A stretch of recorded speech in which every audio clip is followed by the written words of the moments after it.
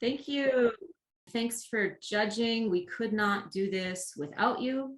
I'm Leanna Horovitz. I teach history at Maui College. I'm one of the many consultants who works on the History Day Fair, but it's really the Hawaii Council for the Humanities folks who make it all possible.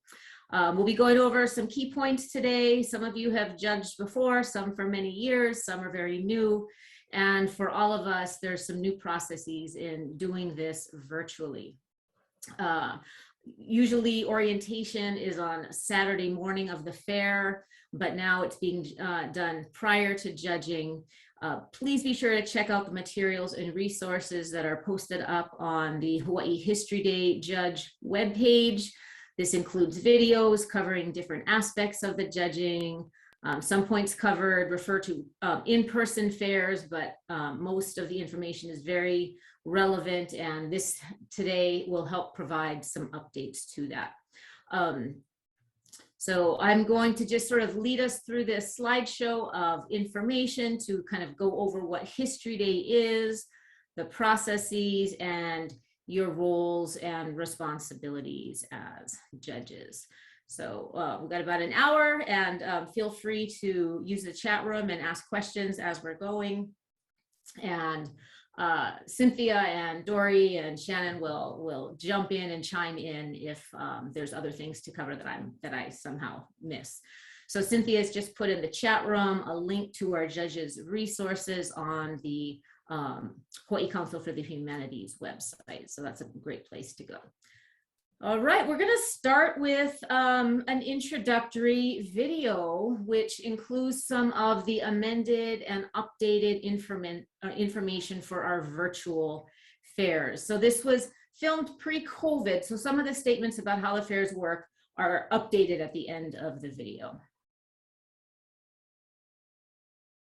Welcome. This is the orientation video for those who will be judging for Hawaii State History Day fairs. My name is Cynthia Smith, and I am one of the historian consultants and one of the judge coordinators. The purpose of this video is to go over the expectations and the duties of the judges so that you have a little bit of a preview before you come on the day of the fair.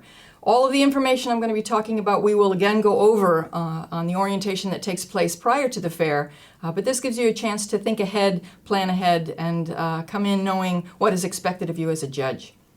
Little background about Hawaiʻi History Day. This is a project that began in the early 1990s. It is a major project of the Hawaii Council for the Humanities. They have been for almost 30 years helping support teachers and students across the state to prepare for History Day fairs.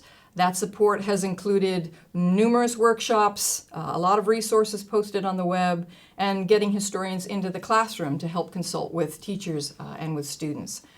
The idea of the Hawaii History Day Fair is to conduct fairs that give students a chance to show the work that they've been doing throughout the year and to select those who are going to represent us at the National History Day Fair. You are judging either a district fair or a state fair, so let me explain the process. In essence, students begin working on their History Day projects in the early fall. They then present their projects often at school fairs, where they pick those who are going to represent the schools. From the school fairs, the best go to the district fairs, and the winners at the district fairs then go to the state fair in April. Those who win or qualify at the state fair, then HCH sends on to the national fair in Maryland. All of this involves a tremendous amount of work and logistical effort by Hawaii Council for the Humanities. And again, this is really a pet project of that institution. Now, on the days of the fairs, your job is a crucial job. There's a lot of work that goes into these History Day projects by the students, by the teachers, by their families, by Hawaii Council for the Humanities, but the critical person is you as the judge, because you are the person that is looking at giving feedback and evaluating those projects. You're the person the students have been thinking about all year. What will the judge be looking for? So your job is essential, and we want to make sure that you feel well prepared for doing that job. On the day of the fair, there's basically going to be 5 formats that will be judged, that will be evaluated, and the winners will be announced. Those 5 formats are, first of all, essay, which everyone should be familiar with, a traditional essay. We also have a relatively new format, which is websites. That is a very popular one with students. For essays and websites, this is how students present their historical research, present their historical arguments. For both essays and websites, if you are chosen, if you volunteer to do essays and webs, you will be judging before the fair starts, because that takes a long time to look at these essays and webs. So you will come on the day of the fair to interview the students, but your judging takes place prior to the fair. If you are doing essay and website judging, you will receive those about a week and a half or 2 weeks prior to the fair, and then do your evaluations, your ranking prior to that fair. For the rest of you, you're judging on the day of the fair. Students are going to bring their projects. You're going to see what they have on that day. The other three formats are displays, and that's where students use poster boards to tell an historical story through limited text and pictures and graphs. It's like a museum exhibit. There's also media. That's very popular with students. In the days when we first started History Day, media was slideshows. These days it is very slick DVD productions, and students really enjoy communicating in that manner. So we have what's called documentary, which is basically DVD presentations. Those are 10 minutes, so 10-minute max of a documentary presentation. The final format for the very brave students is performance, where they convey an historical story and argument through a live performance. That is also a 10-minute presentation. So those are the 5 formats. You will be judging in one of those formats, and you're going to be judging one of 3 divisions. It's very important to understand what these divisions are, what the age of these students are, so that you understand how young they are, that you're looking at the work of very young people in some cases. Some of you, in a few districts, we have what's called the youth division, where they're having students in 4th and 5th grade already doing primary material, presenting, sometimes even doing live performance in front of people. So 4th and 5th graders are the youth division. Not every district does youth division, but those that do, it is a great treat to work with these young students. Then there's junior division. That's 6th, 7th, and 8th grade. Junior division will be in all districts. And then finally, senior division. That's 9th through 12th grade. So be aware as you get your judge assignments, the ages that you're looking at. For many of you, like the displays and the essays, you don't meet the students until you've done your judging. So it's important to keep in mind the age, the youth of these students, and to couch everything that you convey to them in very, very gentle terms, very constructive and helpful terms.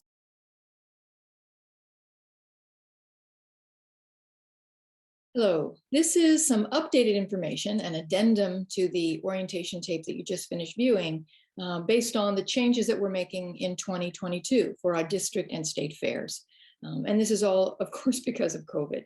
We are going to be running all of the district fairs and the state History Day fair in a virtual format. So I just wanted to explain a little bit how that will differ from how we've run History Day in previous years. In the past, pre-COVID, we ran district fairs separately. So each Saturday we'd have maybe 1 or 2 district fairs taking place at different campuses across the islands. Judges would go to one of those fairs, judge all of the projects from that particular district, Leeward District, Windward, Maui, etc. And that would run from mid-February to about mid-March, usually 4 to 5 weeks of Saturdays where we'd run district fairs. What we're going to be doing now is having just one judging period in which judges will be judging virtually, electronic submissions of students' work. There is no in-person judging, so you can ignore all of that from the orientation tape. And that is all going to be run parallel, concurrently. So we will start the judging for all of the districts on February 22nd. And then judges will do their initial judging, either choosing for state or selecting for runoffs. We'll then have the runoff judging taking place concurrently for different districts, and all of that will be done March 11th. So the judging for all districts starts February 22nd, and results are announced on March 11th. So the structure of the judging is going to remain the same, in that students are still going to basically be competing, being judged with those from their district. So we maintain the differentiation between districts. Leeward District students, Honolulu District, Maui, Kauai. They're not going to be blended together. And you as a judge are only going to be judging one district. So you'll be judging the Leeward displays, and they're not going to be mixed up with central displays. So we will have different coordinators that will be contacting the judges for different districts. And you will be judging, as you would have in a pre-COVID year, you will be judging those projects from a particular school district. Now, some of you may want to judge more than one district fair. that would be wonderful. It's a lot of work during that time period. However, we only recommend people volunteering to do maybe 2 fairs if you are a really experienced judge. You shouldn't do it as your first time. If this is your first time judging, really stick with 1 district. So you will pick a district and you'll have a coordinator that works with you to let you know deadlines and what you're judging and be there for troubleshooting. And you will be judging your district from February 22nd and be done by March 11th. Now, the State History Day Fair is also going to be done, virtually, and the time frame there is from April 4th until April 22nd. So if you're thinking about signing up for state, that is the time period we will be asking you to judge. One important addition also to the introductory information is to let you know that we will be using the National History Day portal. The way that we run a virtual fair, the way that we've done it for the last 2 years as we've needed to, is to use that National History Day portal in which we use that portal for you to access the student projects. That's where student projects will be posted, whether it's in the form of an essay document, a link to a YouTube video for the documentary, a taped performance, etc. So you'll be using that portal to access whatever projects you're viewing. That is also the place where you can confer with your fellow judge. They have a little video conferencing component. You can also do it as a Zoom or FaceTime or set up an alternative way, but you can use the portal to confer and interact with your fellow judge. And that is where you're going to submit your judge sheets. So the National History Day portal is the way that we get the projects to you, and it is where you submit all of your judge comments, where you indicate your ranking. That is the venue through which we can conduct fairs. 8 district fairs at the same time with people spread throughout the islands is using that portal. So there is a later orientation tape that specifically talks you through how to register, how to use that portal. But I just wanted to finish this kind of addendum to our introduction by making clear how the fair will actually function, how you will interact in terms of the projects and with your fellow judge. So that's it for the addendum to this portion of the orientation. Thanks, Cynthia. I'd like to talk about themes, because every year there is a theme for History Day, and this year's theme is debate and diplomacy, success and failures, consequences in history. Now the theme is broad enough to encompass specific topics or a variety of classes such as American history, world history, Hawaiian history. So students can be creative in the topics that they choose, but they do need to make clear their link to the theme. And every year, in honor of the theme, we choose a person to honor. And our 2022 Hawaiʻi History Day honoree is Prince Jonah Kuhio Kalanaʻaniʻole, who represented Hawaii in the United States Congress during one of the most tumultuous eras in Hawaii's history. In the decades following the overthrow of the Hawaiian Kingdom and the annexation of the islands by the United States, Prince Kuhio was an advocate for Kanaka Maoli rights, both here in the islands and on the US continent, including championing the controversial Hawaiian Homelands Commission Act. He helped found Hawaiian civics clubs, and in 1885, he and his brothers introduced surfing to Santa Cruz, California. So we are really happy to help bring his story to the world through History Day.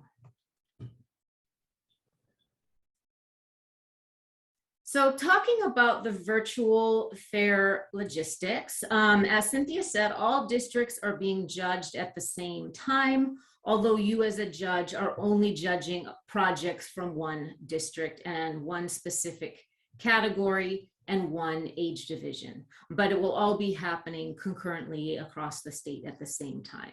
So there are different judge coordinators for each fair, and they will have been in contact, and these are the people that you should ask questions of. We're in the process of assigning the judges and the projects and finalizing the project counts as students register through February 18th.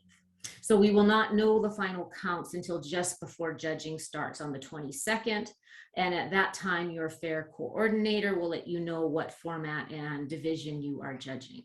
And depending on how many projects come into your division, there is the possibility you will be shifted to judge another fair. So for example, if Maui has a very small amount of projects, but Central Oahu has a large amount, we might ask you to shift over to that district just so that we can spread out the work for everyone. So you can register now in the National History Day portal. You will have to be registered there before you can access your projects to judge. So the portal will remain empty until the projects are released on February 22nd at 5 p.m. So it might be a little bit earlier for some of you, depending on the category and whether all of the students get their projects submitted on time. And so your fair coordinator will let you know when it's ready to be looked at. Unfortunately, there are no interviews this year, so your written comments are all the more important because that's the only feedback the students are going to be getting from their judges. And so it's really important not to be too harsh, to be encouraging, to provide gently worded, constructive criticisms. And as Cynthia Smith is so fond of saying, and importantly reminds us, no tears on History Day. All right, you could advance the slide there. So some these are your point people, your judge coordinators for each of the different districts. We have Cynthia Smith for Central, we have Ryan Koo for Windward, Malia Lau Kong for Leeward, Miyako Matsumoto Honolulu, me, Liana Horowitz for Maui, Mark Umbrello for Kauai, Sam Jordanengo for Hawaii, and Kaliko Aloha Martin, who is coordinating the Olelo Hawaii for the different islands that have Olelo Hawaii entrance in History Day. So that is really exciting for us. If you have technical problems, which often do come up, please contact Dory at historyday@highhumanities.org.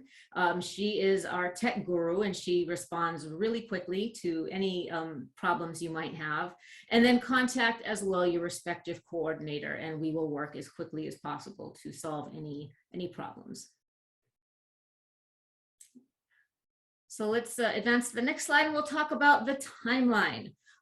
So again, the judging starts on February 22nd. And you have until March 4th to submit the rankings for your projects that you will be judging. March 4th is also the deadline for special prize nominations. We'll be talking about that more specifically in just a moment. And March 7th through the 9th is the runoff. So for example, if there are in your one particular district, a lot of essays and it's too much for one judge team to tackle within that February 22nd to March 4th. We've divided into maybe two or three different teams. And then the top projects from those teams go into a runoff. If you would like to sign up to be a runoff judge, we always need more runoff judges. The great news is you don't have to make any comments to be a runoff judge. It's just a matter of ranking the top projects that come in for that group.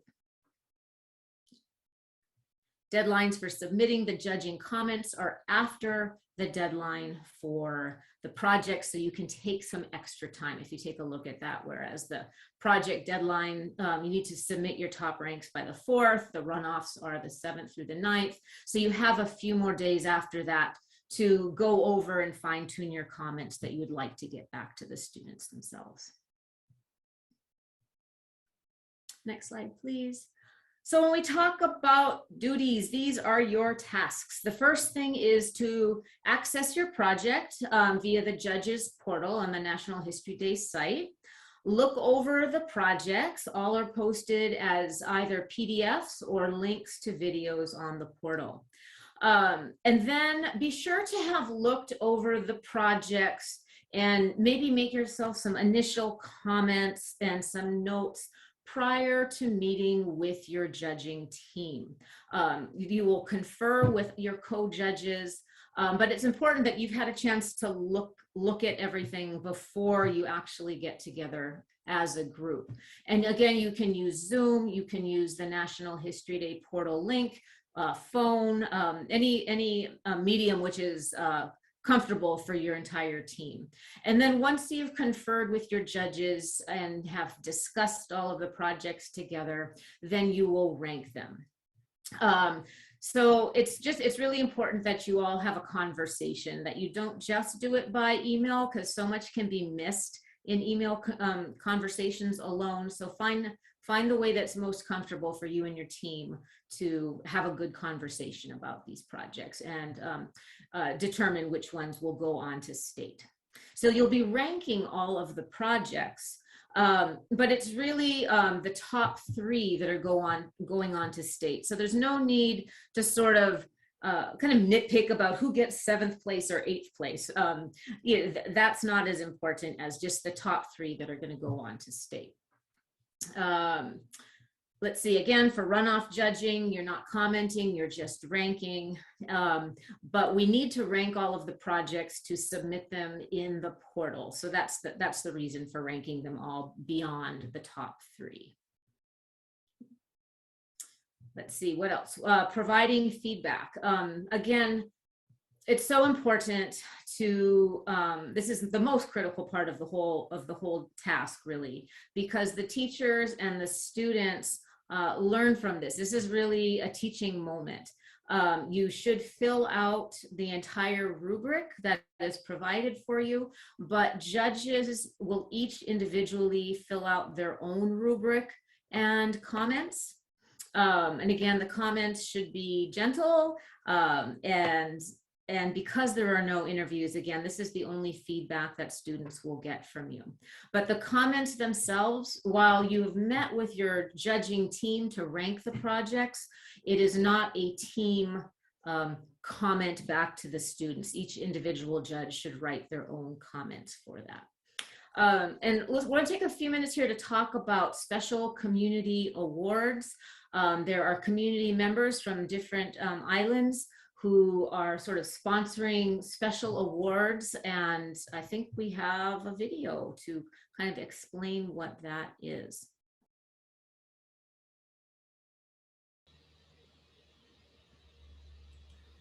Community awards are awards based on various criteria given out to projects at the state fair level.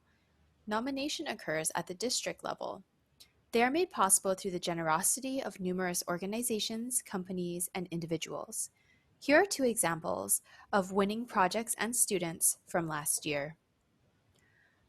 Giving out these awards makes it possible to recognize student excellence and achievement more broadly, beyond just the few who move on to the national fair. The awards also encourage diverse scholarship, as they recognize a broad range of topics. For example, we have awards for outstanding projects in Filipino and Filipino-American history, Micronesian and Pacific Islander history, environmental stewardship, the impact of science on history, and many more. Each judge at the district level has the opportunity to nominate projects for community awards. The decision does not need to be based on consensus within a judge team. The lead judge is responsible for collecting nominations and submitting them using the History Day portal. Your judge coordinator will send you a list of awards in both PDF format and Google document format. When you are reviewing projects, I suggest that you keep the list next to you and jot down the titles and numbers of projects that you would like to nominate. This is what the community awards list will look like. If you use the Google document format, you'll be able to make your own edits into the document. During your ranking discussion with your judge team, you can pass on your nominations to the lead judge. The lead judge will then enter the nominations into the judge portal. Nominations need to be completed before the ranking is submitted. If you run into difficulties submitting nominations, or you realize after submitting your ranking that you want to nominate other projects, it's no problem. just email me, Miyako Matsumoto. I'm the historian consultant who is taking lead on community awards. You can reach me at this email address. My information will be provided to you with a reminder about special awards after judging starts. Now let's take a look at the judge portal. The lead judge will be able to see this special award nomination option. Only the lead judge will see this. For every project that you would like to nominate for special awards, you need to go to that project's specific special awards nominations link. Scroll to find the award you would like to give. Enter a short statement, 1 or 2 sentences is fine, about why that project should be nominated for the award, and then click Nominate. You can submit multiple nominations for a single project. So again, find the project you would like to nominate, go to that project's Special Awards nomination button, find the award you would like to give, enter your reasoning, and click Nominate. And that's it. If you have any questions, please do not hesitate to reach out. Thank you so much for your help in ensuring that our students are recognized for their achievements.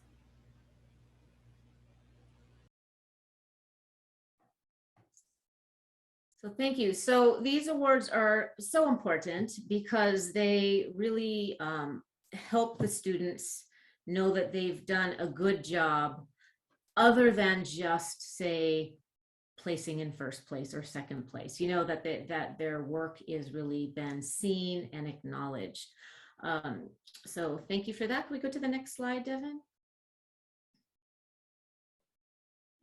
So the lead judge will be assigned by your fair coordinator, and the duties are to contact your teammates early to select a target date for the discussion of the projects, and to schedule a meeting to confer via Zoom or the video conferencing or by phone to talk about the projects, and to ensure that the team stays on track and avoids last minute judging and meetings. So really try to plan this early. And then the lead judge will input the final ranking decisions and the special prize nominations into the National History Day portal. Next slide, Devin. So here are just some additional tips. Type out your comments in Word first or another word processing document. Do not reference the student's school name, even if they share that. We're not supposed to know it. Do not indicate personal follow-up or give email. Even if you have a specialty in the topic of the project that you've looked at, all communication must go through HCH and the teachers. So there's no direct communication with the students. They shouldn't necessarily know who you are as a judge, and you shouldn't indicate that you know which school they're from. So don't wait till the last minute. Try to get an early start on planning out that week of judging.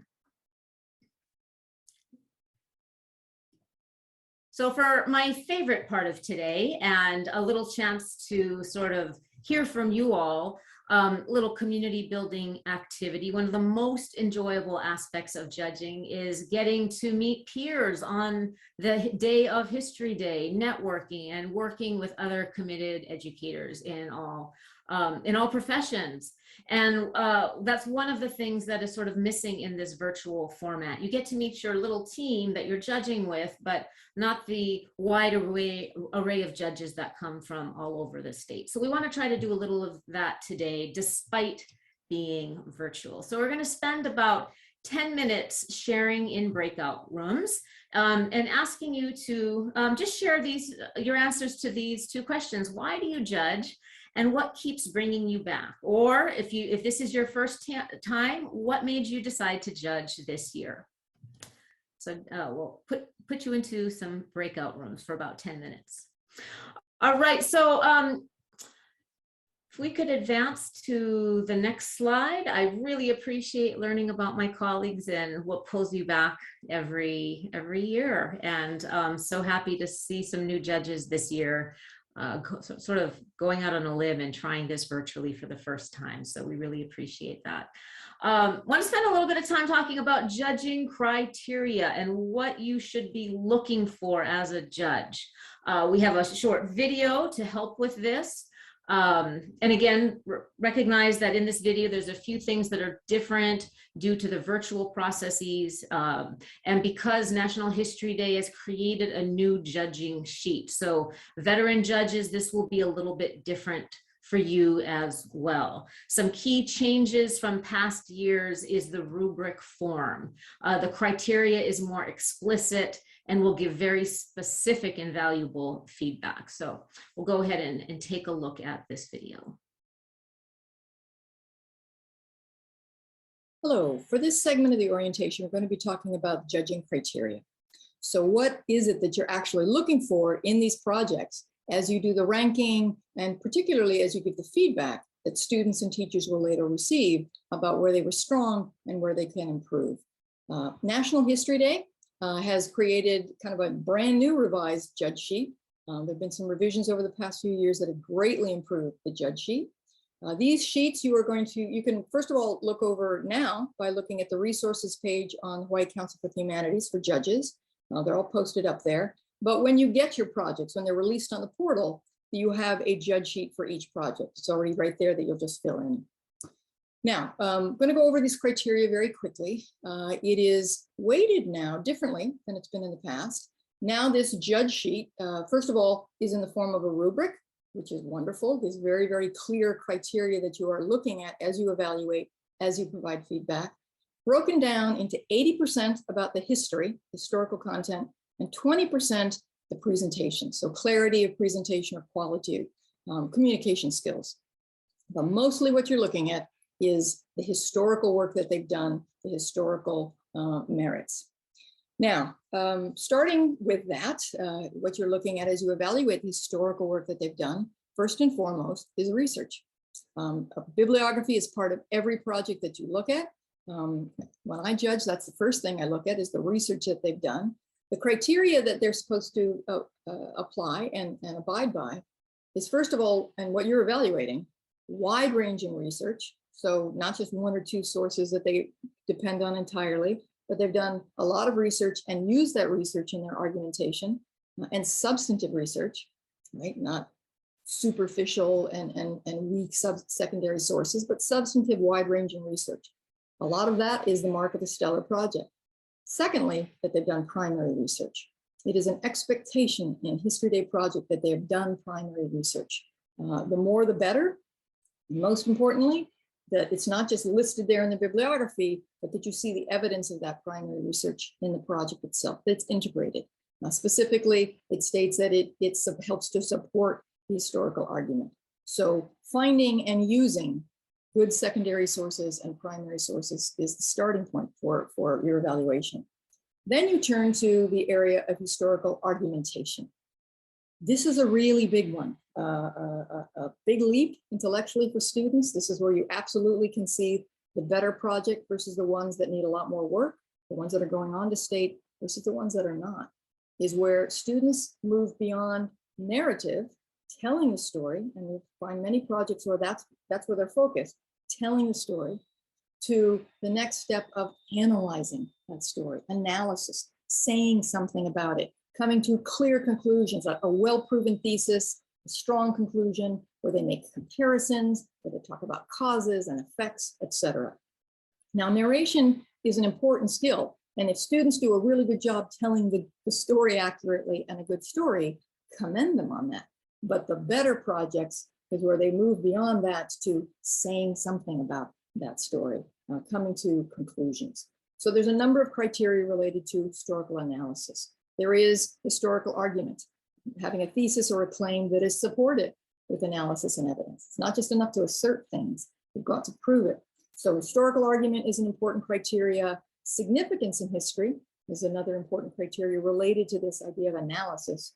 That, you know, the so what about that topic, and certainly that is reiterated and emphasized and underlined in their conclusion, the significance of that topic in history, and also, of course, historical accuracy. That's a basic expectation but an important one, that in making their argument, they're historically accurate.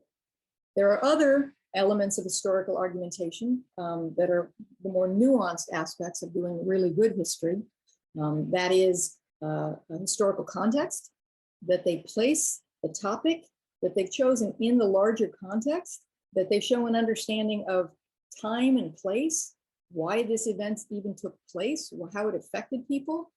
For example, if they're doing women's suffrage, you can't just start the project talking about Seneca Falls Convention. Like, why are these women there? What's going on? What's the status and lack of rights that women have that they're then pushing for? You have to talk about the status of women before you can talk about the movement of women's suffrage and women's rights in a broader context. So some understanding, showing that understanding, explaining that to the audience, the reader of that historical context. Also, multiple perspectives. This we used to call balanced history. Now they have this terminology, and these criteria of varied perspectives are included throughout the project. They're not just talking about one side of any debate or topic, or just one group that was impacted, or just the good stuff that happened. That there's an understanding, they show an understanding. There's more than one way to look at an event.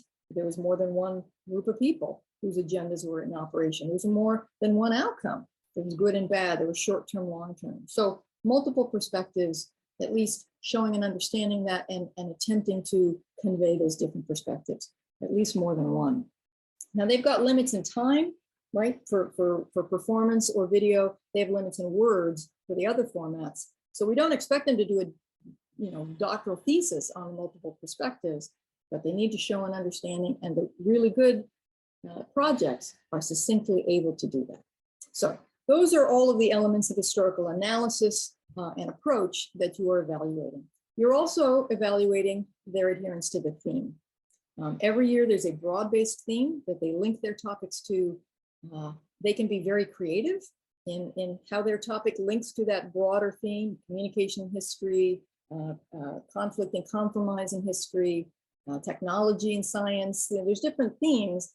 How they connect that, they can be as creative as they want, but they have to make the link clear. You should not have to work at it to figure out how this connects to the theme.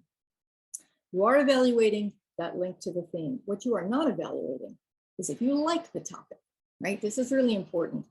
Your prejudices or passions, your personal area of interest, what you would prefer to see them say in their argumentation or conclusion you want them to make, none of that enters into the judging. You are judging based on what they have presented and these criteria. We don't want to see people kind of saying, well, it's local history, so I'm going to weigh that better, weigh that higher. Certainly we all love to see when students do local history, but that's not in the criteria. They may have been told by their teacher what topics, range of topics they need to choose. They may be passionately interested in something that happened in Africa or Europe or the ancient past. We need to let them do the project that they want to do and not impose our preferences and our prejudices on how they approach it, the conclusions that they draw, if it is supported, and the area or time period that they're addressing. So those are all of the areas that relate to historical approach. Then you are also looking at clarity of presentation for, again, 20% of your evaluation. Those are very straightforward and self-explanatory in the criteria. They have to do with written communication skills, technological prowess and usage. There's also a criteria there under clarity of student voice.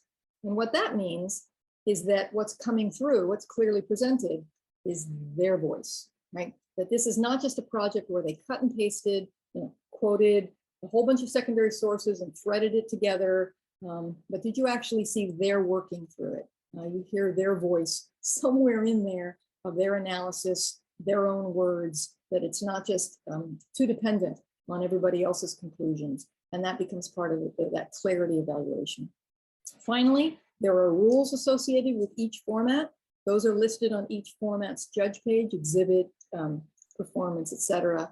Those are very self-explanatory. You would tick off those various boxes. Yes, you met that rule. No, you did not meet that rule. You do not disqualify if they violate rules, but it is weighting your judging. And we'll talk more about that in the orientation itself. And you can talk to your judge coordinator if you have questions. You do not disqualify for anything except plagiarism. Just say they're out of the running. But if they've just broken a couple rules, but it's still just by far the better project, you can weigh that ranking and how much you take into account the breaking of that rule. So what we ask you to do is convey how well they did on that criteria, both through checking the rubric boxes. That's very important. But most important is that you give substantive comments. Take some time to provide written comments that both commend what they did well and tell them where they can strengthen their work and their historical approach, but do it as gently and kindly as possible. You know, these students are getting kind of anonymous comments sent back to them from a judge they didn't even get a chance to meet. We do not want it to be a crushing, harsh, punitive experience. We want them to feel commended for what they did well, and where you do point out how they could strengthen, we want them to learn from it, not be crushed by it. So take some time and really give that feedback as gently and constructively as you can related to these criteria. All right, so just to sort of reiterate some main points there, as a judge, you are filling out not just the rubric, but you are also providing developed comments. And again, this is critical since they have no interview with you and they will otherwise not know you. This is their only contact and feedback. Your comments will all go into one text box now, so that's different from last year, and it's a 500 character minimum. The comments should be concrete and specific, as detailed as possible. Be sure to identify some strengths, commend them on something that they did well. So start with a positive, right? And then the areas for improvement and constructive suggestions. So be gentle. Really important is not to tell them how they did in the comments. Do not say you're our first choice for states, right? You know, don't give them that feedback. And please do not tell them if you nominated them for a prize. So not that kind of feedback, but just specific to the work that they submitted. And just as a reminder, these are students and teachers struggling to do History Day in really difficult circumstances. These are students who are doing work that many of their peers are not even attempting. So please encourage and guide. Don't crush or criticize or belittle or lecture or even show off what we know as adults. Be the teacher and make all the effort to lead to a sense of accomplishment, because we want them to come back and we want them to try again. We want them to get excited about the process of doing research and doing history, and that it's not just about first place, second place, or third place ranking, but that it's a fun process to go through, and they should feel that that feedback helps them to get there. So there are specific rules for each category once you are assigned a format, and you can look these over in more detail once you know your exact format. The papers, the essays are between 1,500 to 2,500 words. Captions and words in the footnotes count towards the total word count. Performances and documentaries are 10 minutes. Your websites have a 1,200 word limit, which does not include primary source quotes. So that's an important thing to note. The exhibits should be 500 words, and that does include the titles, subtitles, timelines, etc. The quotes and the source credits do not count. For websites, the multimedia that might be embedded in the website is limited to 3 minutes. There are no hyperlinks to outside websites. It should all be embedded into that one project. The annotated bibliography should be 2 to 3 sentences which answer the questions. How did you use the source? How the source helps you to understand your topic. All categories must include a process paper, but the process paper is not part of judging the content. So you can look through that fast, but do note, you know, if the students in their process paper really dive into what their thesis and their argument is, but that thesis or argument does not make it into the actual project, it doesn't count towards them in the actual project that's being graded. But you should look to make sure that that the process paper is included. All right, the next slide there. So rules violations. So every format has specific rules as indicated on the judge's sheet. And the rules violations could result in a lower ranking, but not necessarily a disqualification. The only things that would lead to a disqualification are plagiarism, or maybe reusing an old project. Maybe this is the students, second or third time around doing History Day, and they submit sort of an older project. That's not allowed. Things like missing bibliography, a missing process paper, a missing title page, or if they're over the word limit or over the time limit, those could impact the rankings, but it's not going to disqualify the project. So this is something you get to discuss as judges, and you can always confer with your fair coordinator. So don't be too punitive for small oversights. Think about issues of equity and fairness, the time and the word limit. So if somebody's gone 1,000 words over the project limit, well, that's not fair, because it's given them more time to explain their argument that somebody who perhaps has met that 500 word limit. So that's where equity and fairness comes into play as you decide rankings there. I think we could go to the next slide. All right, so let's talk about using this judges portal. So projects are posted in the National History Day portal. This is also where you will post your comments, and you do need to register for the fair that you're assigned to. So we have a short video here on how to log on and what to expect.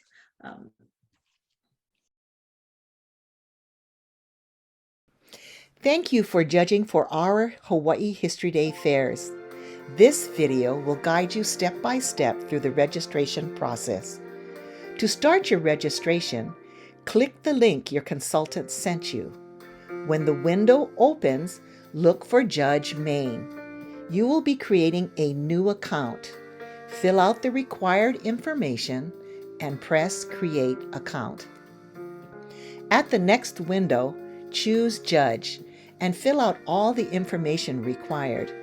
Press Save and Continue. 2 more windows appear, one asking for your preferences and the other permissions and waivers. Click on what is required and press Continue. At this point, you are done. Write down your username and password and wait for your consultant to let you know when your portal is ready for judging. Log in again, using your username and password. At the next window, look for the word Judging and go to Judge Portal. The team emails and phone numbers are listed at the top. The small box at the top is a video conferencing link that could possibly be used when meeting with your team. Click on View and Evaluate button to view and evaluate each project. The project link will be located in the upper left-hand corner.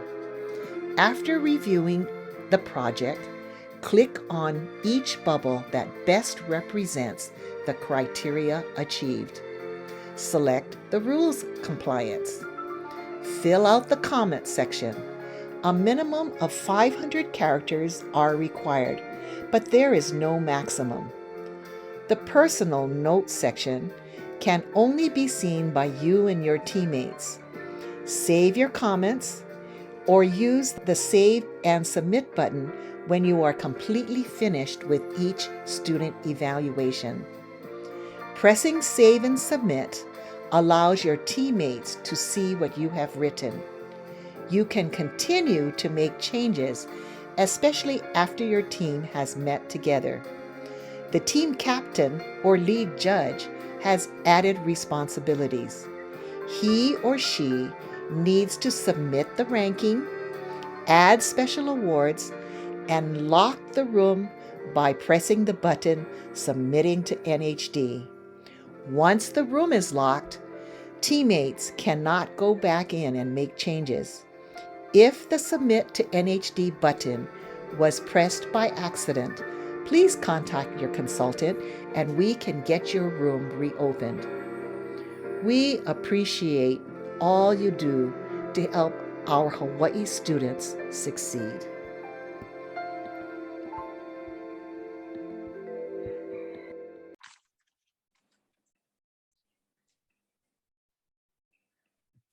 And the final task that we want to go over is the judge cost share survey. And once you finish judging History Day, you will be sent an email asking you to fill out a cost share form, which is vital for HCH to receive grant money to continue offering History Day events and support. So please make sure to indicate all the time that you committed. Don't shortchange yourself. We wish we could pay you monetarily for your time, but this helps us to, again, apply for grants. So your time should include the reading over judging materials, attending this orientation, and all the steps that you completed and time committed to participating as a judge. So thank you again. We really could not do this without your help and support, and we really appreciate you. That is the end of our presentation, and we will be here for questions and answers.